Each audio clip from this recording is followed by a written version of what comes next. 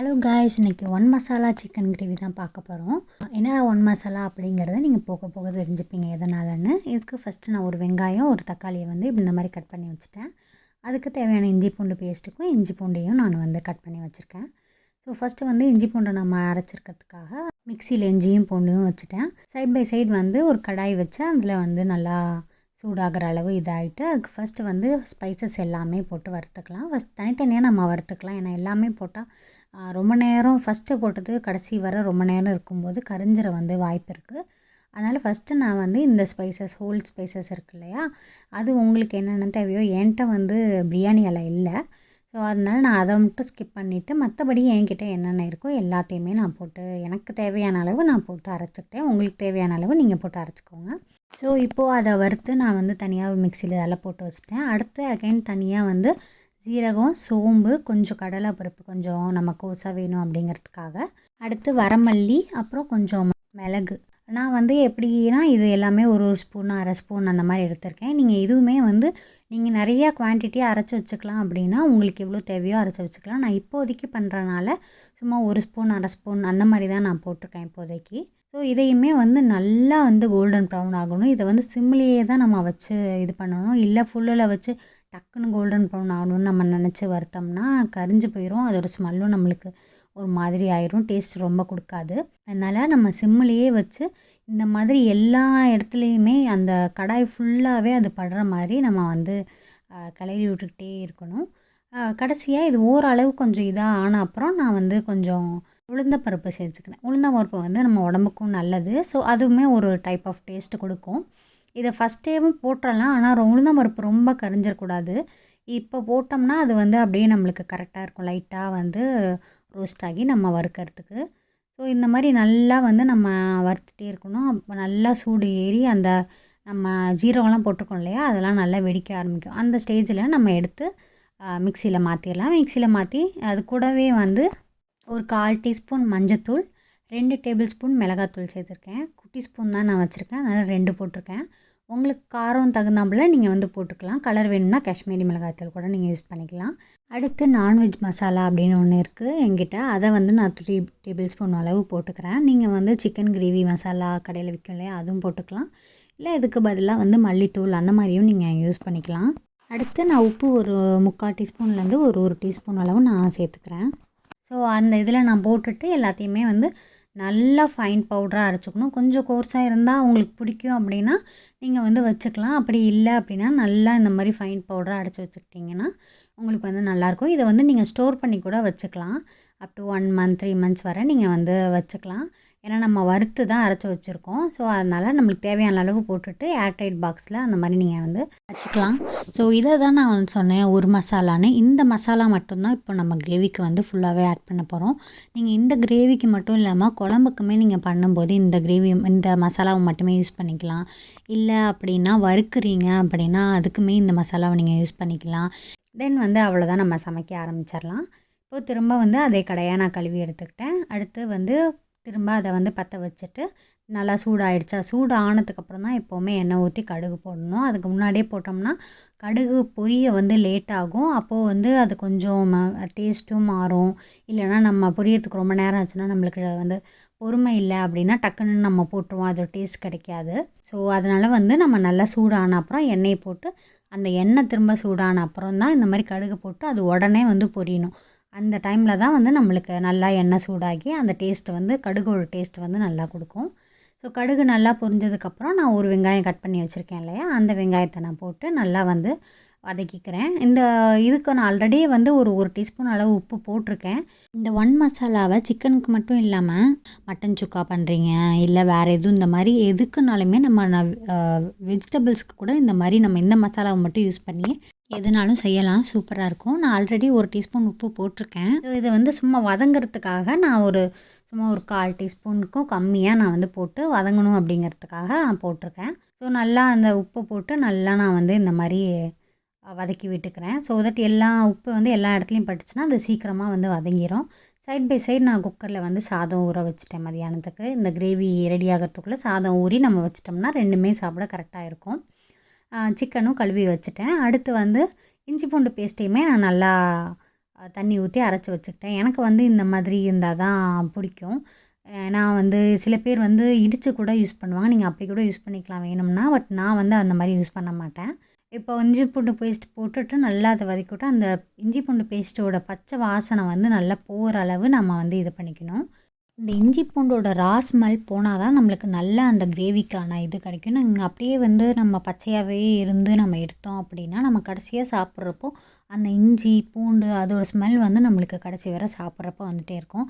நம்ம எதையுமே வேஸ்ட் பண்ணக்கூடாது இல்லையா? அதனால் இஞ்சி பூண்டு நம்ம என்ன தான் போட்டாலும் அதில் சில இது ஒட்டியிருக்கும் இல்லையா? அதை நான் எப்போவுமே இந்த மாதிரி தண்ணி ஊற்றி கலக்கி வச்சுப்பேன்.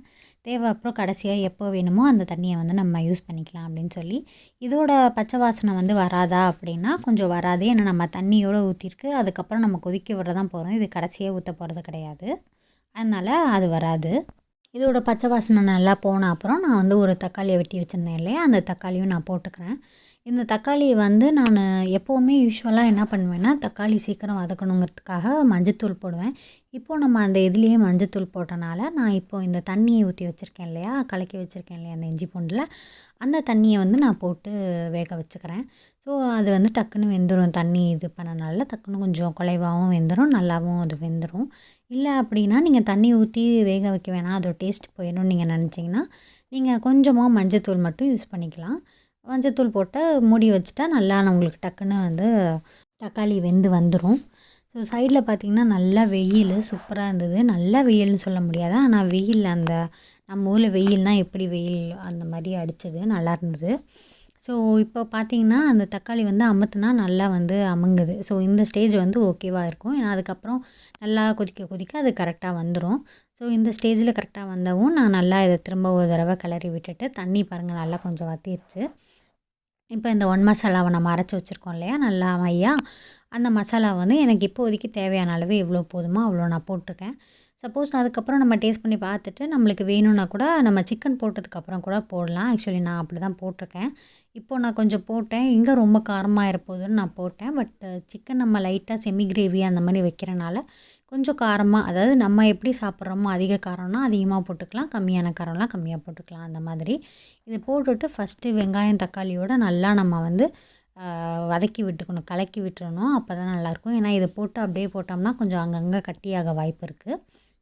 அடுத்து நான் சிக்கன் ஆல்ரெடி கழுவி வச்சுருந்தேன். இந்த சிக்கனை வந்து எப்போவுமே நம்ம ஒரு டைம் இல்லை 2 டைம் தான் கழுவணும்.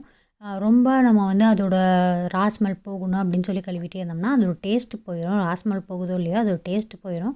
ஸோ ஒரு டைம் 2 டைம் அதோட அந்த பிளட்டெல்லாம் போகிறதுக்காக நம்ம ஜஸ்ட்டு க்ளீன் பண்ணி வச்சா போதும்.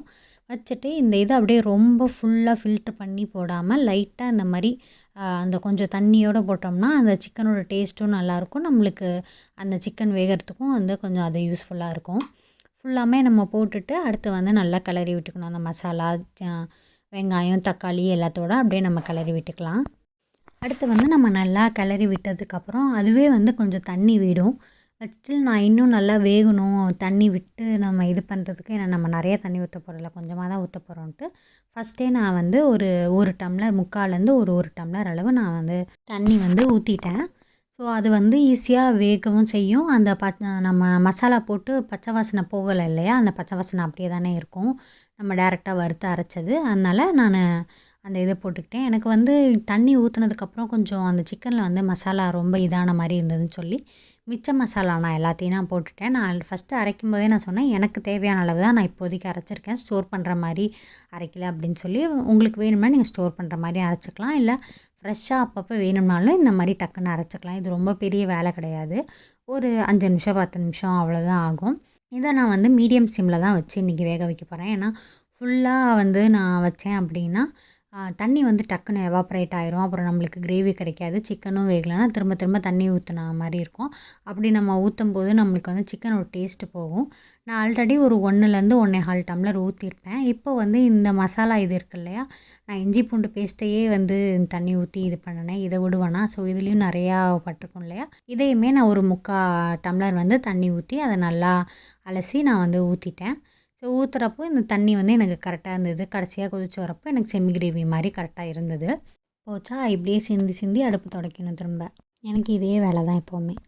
இந்த இதுக்கு நான் ஒரு டோட்டலாக பார்த்திங்கன்னா ஒரு 1.5லேருந்து 2 டம்ளர் தண்ணி ஊற்றிருப்பேன். ஸோ அது போக சிக்கனும் கொஞ்சம் லைட்டாக தண்ணி விடும். அது எல்லாமே நம்மளுக்கு வெந்து வர கரெக்டாக இருக்கும். அடுத்து நான் உப்பை டேஸ்ட் பண்ணேனே, எனக்கு வந்து உப்பு வந்து கொஞ்சம் பத்தாத மாதிரி இருந்தது. ஏன்னா நம்ம அதில் 1 டீஸ்பூன் தான் போட்டிருக்கோம். அது வந்து நம்ம தண்ணி ஊற்றிருக்கோம், அந்த இதெல்லாம் இருக்குது இல்லையா, அதனால் நான் இப்போயும் ஒரு 1/4 டீஸ்பூன் அந்த மாதிரி வந்து தண்ணி நான் ஊற்றிட்டேன். ஸோ இப்போ பார்க்க நம்மளுக்கு வந்து தண்ணியாக தான் இருக்கும், ஏன்னா தண்ணி நம்ம அதிகமாக ஊற்றிருக்கோம். ஆனால் நம்ம வந்து கொஞ்சம் நல்லா கொதித்து வரப்போ கரெக்டாக இருக்கும். இப்போ பாருங்கள், அந்த எண்ணெய் எல்லாம் மேலே பிரிஞ்சு வந்துருச்சு. இந்த மாதிரி எண்ணெய் பிரிஞ்சு வந்தாலே நம்மளோட இது வந்து ஆல்மோஸ்ட் டன் அப்படின்னு அர்த்தம். சைட் பை சைட் நான் வந்து சாதமும் ஊற வச்சுருந்தேன். ஸோ அந்த சாதத்தையும் இப்போ நான் வந்து இப்போ நான் ஸ்டார்ட் பண்ணுறப்பே நான் ஊற வச்சுட்டேன். அது கரெக்டாக இருக்கும்னு சொல்லி இப்போ நல்லா ஊறியிருக்கும். அதனால் குக்கரை வச்சு நான் சாதமும் வைக்க ஆரம்பிச்சிட்டேன். இதுவும் வந்து ஃபுல்லாக எண்ணெய் பிரிஞ்சு வந்துருச்சு. பாருங்கள், நல்லா சூப்பராக எண்ணெய் பிரிஞ்சு வந்திருக்கு. பார்க்கவே சூப்பராக இருக்குது. அதனால் ஓகே, இது வந்து நம்மளுக்கு ரெடி ஆயிடுச்சு. எதுக்கும் நம்ம வந்து பார்த்தோன்னு இது பண்ணாமல் சிக்கன் வந்து வெந்திருக்கா அப்படின்னு சொல்லி நம்ம செக் பண்ணி பார்த்துக்கணும். நான் செக் பண்ணி பார்த்தேன், எனக்கு கரெக்டாக இருந்ததுன்னு நான் ஆஃப் பண்ணிட்டேன். சைட் பை சைட் சாதம் வந்து நம்மளுக்கு வெந்துட்டுருக்கு. நான் எப்போவுமே சாதம் எப்படி வைப்பேன் அப்படின்னா 2 விசில் 5 நிமிஷம் சிம்மில் தான் வைப்பேன். சில பேர் வந்து ஃபுல் விசில்லையே வந்து 3 விசில் 4 விசில் விடுவாங்க. சில பேர் வந்து இந்த மாதிரியும் பண்ணுவாங்க. பட் நான் யூஸ்வலாக 2 விசில் விட்டு 5 நிமிஷம் தான் சிம்மில் வைப்பேன். இந்த 5 நிமிஷம் அப்படிங்கிறது சாதத்தோட அளவை பொறுத்து தான் நான் வைப்பேன்.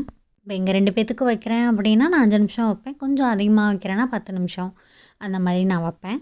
ஸோ இப்போ சாதமும் எனக்கு ரெடி ஆகிடுச்சு. நான் அதையுமே வந்து சிம்மில் வச்சு அடுத்த கொஞ்ச நேரத்தில் ஆஃப் பண்ணிட்டேன். இப்போ எல்லாமே ரெடியாக இருக்குது. ஸோ வாங்க சாப்பிட்லாம். இவ்வளோ தான் இன்றைக்கி 1 மசாலாவோட சிக்கன்.